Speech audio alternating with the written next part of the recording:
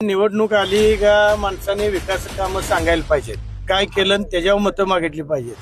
आम्ही इथं धक्का देऊ तिथं धक्का देऊ त्यातनं कुठला धक्का बसत नसतो. जो कामं करतो तो पुढे जातो. मला वाटतं निश्चितपणानं हाडाचा जो कार्यकर्ता आहे, जो जातीवंत आहे, तो जातीवंत कार्यकर्ता कधीही पार्टीला सोडून जात नसतो. निवडणुकीमध्ये फक्त एक 25% लोक विरोधकाकडे उरले, 75% लोकही आमच्या समावेत आहेत. असं काय माझ्यावर कुठला 302 307 असं कुठलं काय मला वाटतं आयुष्यात मी कुठल्या भांडणाचा प्रकार केलेला नाही. माणसाची मनं आणि माणसाचं प्रेम हे मी कामाच्या जोरावर जिंकतो. सभेतून वक्तव्य केलं होतं की जिथं ओबीसी साठी जागा सोडली आहे त्या जागेवरती कुणबीनी कुणी अतिक्रमण करू नये, परंतु विरोधकाकडून असं सांगण्यात येते की सुरुवात तर तुम्ही वार्डामधून केली. नाही असं काय नाही. जी त्या वार्डामध्ये मला वाटतं ओबीसी घटकच नाहीत आणि त्यांच्या सगळ्यांचं बसून ठरलं की बाबा या वार्डामधलाच उमेदवार असावा.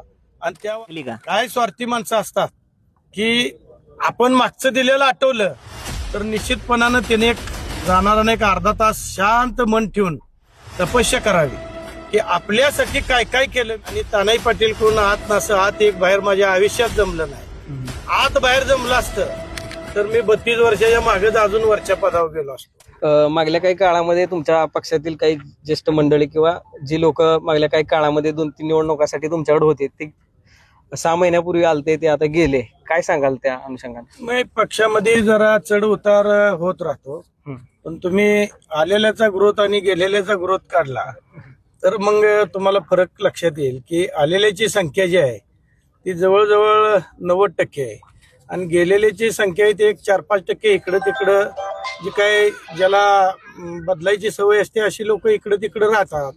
त्यामुळे पक्षात येण्याचे इनकमिंग जास्त आहे. त्यामुळे मी यात काय समाधानी आहे. बंडू कातुरे जे तुमचे जुने सहकारी होते ते देखील गेले, काय सांगाल त्या अनुषंगाने? आता काय त्याला काय दाखवले पुढचं गाजर काय मला माहित नाही, पण आमच्याकडनं काय आम्ही कुठं काय कमी पडलो नाही. जेवढं त्याला देता येईल तेवढं आम्ही आमच्याकडून दिलेलं आहे. पण सगळं घेऊन जर एखादा जात असेल तर त्यात बी पाप पुण्याची गणना परमेश्वर नक्की करतो. पण निश्चितपणाने ते जरी गेला तरी काही जे आमचे कार्यकर्ते आहेत त्यांना कुठेही कमी पडणार नाही. अगदी ताकदीनं मी त्यांच्या पाठीमागं राव. जे कार्यकर्ता गेला एखादा तर मागचं कार्यकर्ता उभा करायची जबाबदारी माझ्यावर आहे. ती निश्चितपणानं जबाबदारी मी पार पाडू. आणखी काही कार्यकर्ते फुटण्याच्या तयारीत अशी कुजबूज चालू आहे, हे खरं आहे? ही कुजबूजच राहिली, ह्याच्या व्यतिरिक्त काय राहणार नाही. करगणीतून एक मोठा धक्का आणि दिगंजीतूनही मोठा धक्का शिवसेनेला बसला अशा चर्चाही माध्यमांवरती सुरू आहे. आता निवडणूक आली का माणसाने विकास कामं सांगायला पाहिजेत, काय केलं आणि त्याच्यावर मतं मागितली पाहिजेत. आम्ही इथं धक्का देऊ तिथं धक्का देऊ ह्यातनं कुठला धक्का बसत नसतो. जो कामं करतो तो पुढे जातो. आणि कामाचा मुद्दा कोणाकडे नसेल तर आम्ही ह्याला पडतो त्याला पडतो, यात राजकारण होत नसते. कामाच्या माध्यमातून नेता एकीकडे आणि जनता एकीकडे राहते. त्यामुळे काम करताना आम्ही काही कुठल्या नेत्याला विचारून केलं नाही. जनतेचा प्रश्न आहे ते जनतेचा प्रश्न सोडवलेत. त्यामुळे नेत्यावर काय निवडणूक डिपेंड नसती.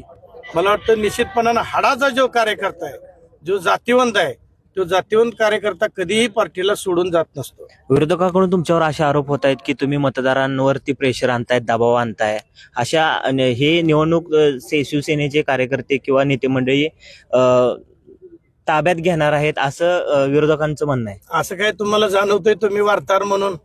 निवडणुकीमध्ये फक्त एक 25% लोक विरोधकाकडे उरलेत, 75% लोकही आमच्या समावेत आहेत.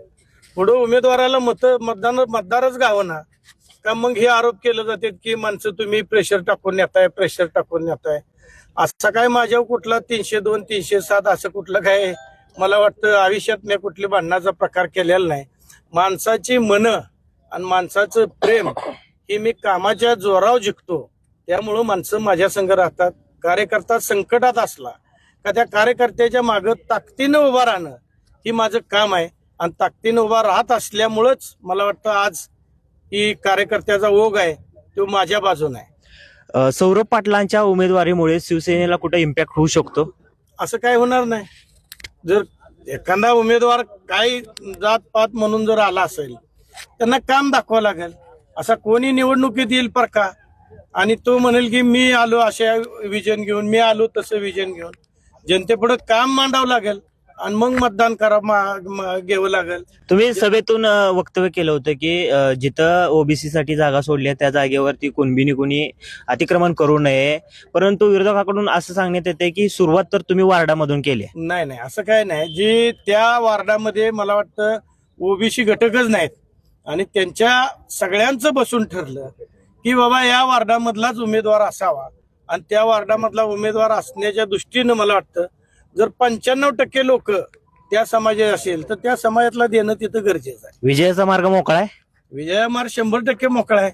मला तर कुठं दिसत नाही कुठं पराजयाचे चिन्ह. तुम्हाला काय दिसते? तरी मुख्यमंत्र्यांचा फोन आलता त्याच्या निवडणुकीच्या दरम्यान, त्याला पोलिसांनी उचललं होतं आणि ते आता पक्ष सोडून जात आहेत. तुम्ही मुख्यमंत्र्यांपर्यंत फिल्डिंग लावली पण ते गेले, काय नेमकी? आता मी तुम्हाला मगाच सांगितलं, कार्यकर्त्याच्या मागे मी ताकदीनं उभा राहतो जेणेकरून त्या कार्यकर्त्याला उचललं. ती उचलणारी कोण मंडळी होती? जो याच्यात गेला ज्या पक्षात त्याच माणसाने त्याला उचलायचं काम केलं होतं. मला वाटतं मी त्याला तिथं झऱ्यातनं उचलल्यानंतर पोलीस स्टेशन पर्यंत पण पोहोचू दिलं नाही. मधीच मी माझी ताकद वापरून त्याला सोडवण्याचं काम केलं. सोडवण्यासाठी तुमचे प्रयत्न झाले, परंतु पक्षांतर करण्यासाठी थांबवण्यासाठी काय प्रयत्न केलेत का? आता थांबवण्यासाठी आपण बोललोच, पण एखाद्याला वरच्या लेवलला फिल्डिंग लागली का? काय स्वार्थी माणसं असतात की आपण मागचं दिलेलं आठवलं तर निश्चितपणानं त्याने जाणारा एक अर्धा तास शांत मन ठेवून तपस्या करावी की आपल्यासाठी काय काय केलं. मी केलं असेल, स्वर्गीय अनिल भाऊने केलं असेल, सुहास भाऊने केलं असेल किंवा आमच्या वरिष्ठ नेत्यांनी केलं असेल. जेवढं देता येईल तेवढं सगळं दिलं, पण सोडून जाताना भविष्यातली स्वप्न दाखवलेत. आम्ही झालेलं जी त्यांच्याविषयी आम्ही केलेलं जे काम आहे त्यांना आठवलं तर निश्चितपणानं त्याला पश्चाताप झाल्याशिवाय राहणार नाही. सौरभ पाटील म्हणतात की तानाजीराव पाटील हे माझे काका आहेत, ते मलाच मतदान करतील. आता असं तुम्हाला वाटतंय का? माझं मग पॅनल आहे, माझ्या नावावर पार्टी हा. आहे आणि तानाई पाटील कोण आत नसं आत एक बाहेर माझ्या आयुष्यात जमलं नाही. आत बाहेर जमलं असतं तर मी 32 वर्षाच्या मागेच अजून वरच्या पदावर गेलो असतो. सकाळी भाजपचे उमेदवार तुम्हाला एका अंत्यसंस्काराच्या ठिकाणी भेटले, त्यांच्याशी काय तुमची चर्चा झाली किंवा त्यांनी तुम्हाला पाठिंबाही मागितला होता, अशा काही चर्चा झाल्या? नाही, त्यांच्या चेहऱ्यावर दिसून येत होतं की आपण काहीतरी चूक केलेली आहे, पण भविष्यात आम्हाला सामावून घ्या आणि सगळी पुन्हा निवडणुकीपुरतं राहावं आणि त्याच्यानंतर आपण सगळी एकत्रित गुण्यागोविंदानं राहिलं पाहिजे असं त्यांनी मागणी केली. मी म्हणलं माझ्या स्वभावात तोच आहे की आतापर्यंत आपण निवडणुकीपुरतं करतो आणि निवडणुकीनंतर जो येणारा व्यक्ती आहे तो हा नागरिक आटपाडीच आहे आणि त्याचं जे संकट आहे ती काढणं ही माझं मी कर्तव्य समजतो. आवाज माणदेशाचा, माणदेशातील प्रत्येकाचा. माणदेश प्राईम सबस्क्राईब करा आणि अपडेट रहा. नवीन व्हिडिओच्या नोटिफिकेशनसाठी बेल आयकॉनचं बटन दाबा. धन्यवाद.